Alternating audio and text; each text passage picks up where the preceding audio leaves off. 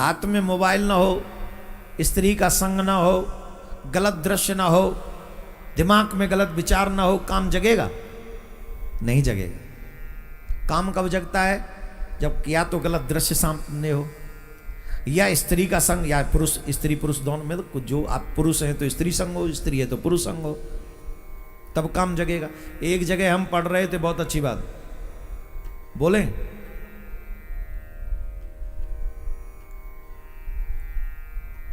स्त्री को 3 जगह पर अकेली नहीं छोड़ना चाहिए। ये पति की जिम्मेदारी है, ध्यान से सुने, जीवन भर काम आने वाली बात बता रहे हैं। सावधानी पूर्वक जितने भी पति हैं वर्ल्ड में सुन लो। अगर पत्नी का सम्मान पाना चाहते हो, पत्नी का स्नेह पाना चाहते हो और पत्नी की इज्जत बनी रहे, इसके लिए 3 चीज जगह पर कभी भी स्त्री को अकेले नहीं छोड़ना चाहिए। कहां? पहली, अगर स्त्री बीमार हो तो उसे कभी अकेला नहीं छोड़ना चाहिए। बीमारी में पति को अपनी पत्नी के साथ खड़े रहना चाहिए।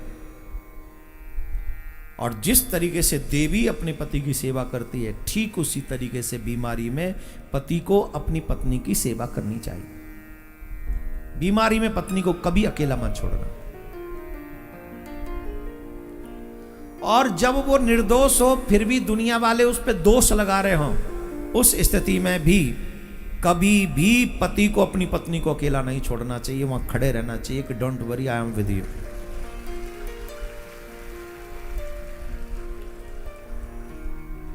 उस समय भी उसके साथ खड़े रहना चाहिए। 2, तीसरी महत्वपूर्ण है,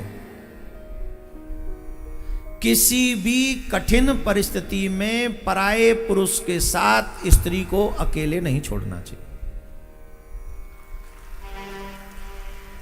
चाहे वो रिलेटिव्स ही क्यों ना हो। ध्यान देने योग्य बात है।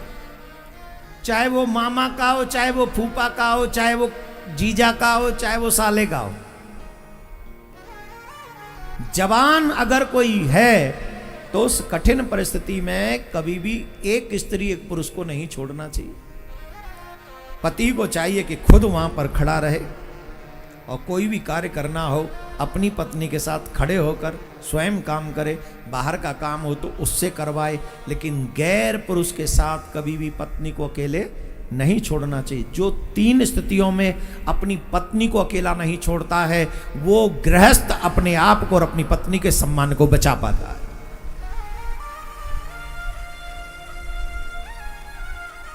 क्योंकि जब स्त्री पुरुष 2 होंगे, निश्चित कहीं ना कहीं काम अपना प्रभाव दिखा, दोष नहीं होता उस समय। भावनाएं इतनी तीव्र भर देता है कि व्यक्ति कब सीमा क्रॉस करता है मालूम नहीं होते। शास्त्रों में तो यहां तक कहा है महाराज, आजकल लोग मानते नहीं है, इसीलिए घर टूट रहे हैं, इसीलिए घर टूट भी रहे हैं। शास्त्रों में यहां तक लिखा है, जवान बेटी जब हो जाए तो बाप को कभी अकेले रात्रि में घर में नहीं रहना चाहिए जवान बेटी के साथ। बोलो कितनी बड़ी बात लिख दी है। अब आप कह रहे होंगे महाराज यूं ही भड़का रहे हो, मेरे पास सबूत है। बिना सबूत के बात नहीं करता हूं मैं। मेरे पास ऐसी बेटियों का दर्द है जो आके मुझे बताया है कि आप तो कहते हो हमेशा माँ बाप की सेवा करो, उनकी बात मानो, ऐसे दुष्ट बाप का क्या करें? क्या करेंगे आप? मैं तो कहता हूं समाज की जिम्मेदारी है ऐसे बाप को चौराहे पे खड़े करके फांसी लगा जा देनी चाहिए उसी वक्त। बेटी की जिम्मेदारी नहीं, समाज की जिम्मेदारी है। लेकिन मैं शास्त्रों की बात कर रहा हूं, ये सब बातें मैं नहीं कर रहा हूं अभी फिलहाल, प्लीज इसको सुने। शास्त्रों में जवान बेटी के साथ कभी अकेले न रहे, न जाने कब काम कुबुद्धि पैदा कर दे। जवान बहन के साथ भाई को भी कभी नहीं रहना चाहिए अकेले में। पारिवारिक बात नहीं, संसार में रहो, इट्स ओके, कोई बात नहीं, वो तो रहना ही है, रहना ही पड़ेगा। लेकिन कभी मजबूरी में ऐसे हों तो फिर भी आपको एक साथ नहीं रहना चाहिए, भोजन इत्यादि करके, जो भी आप अपनी समस्या समझ ले इसको। ये मर्यादा शास्त्रों में बताई।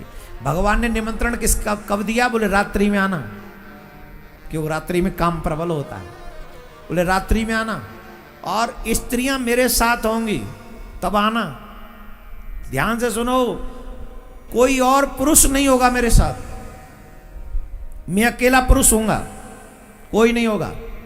बस तुम उस समय शक्ति प्रयोग करना अपनी, जितनी भी तुम पर पावर है, जितनी तुम्हारी शक्ति है। अगर तुमने उस मैदान के युद्ध में मेरे मन में काम जगा दिया तो तुम्हारी विजय, और न जगा सके तो मेरी विजय। अब बताइए भगवान ने कितना बड़ा चैलेंज दिया है, तुम दे सकोगे? बोलो, दे पाओगे? इसलिए भगवान ने रास किया। बोले कामदेव, हम तुझे दिखाते हैं कि बेटा इस संसार में सबका बाप है। भगवान ने निमंत्रण दिया मैदान में आना, और भगवान ने कहा शरद पूर्णिमा के दिन आना, मैं शरद पूर्णिमा के दिन महाराज करूंगा। मेरे मन में काम जगा सके तो तुम्हारी विजय, न जगा पाए तो मेरी विजय। बोलो राधे राधे।